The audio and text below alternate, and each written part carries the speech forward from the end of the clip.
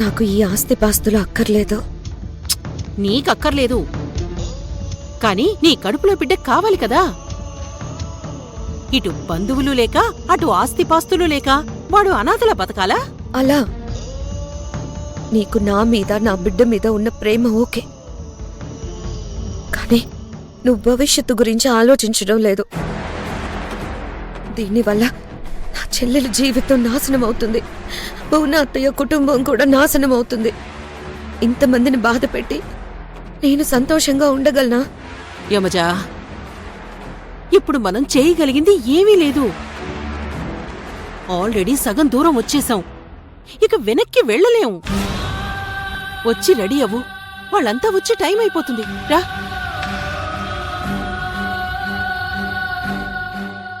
చూడు, ఎంత గొప్ప బ్యాట్మెన్ అయినా ఏదో ఒక బాల్కి అవుట్ కావాల్సిందే, కానీ హిట్ వికెట్ అవ్వాలని ఎవ్వరూ కోరుకోకూడదు. రా చెప్తాను, రా.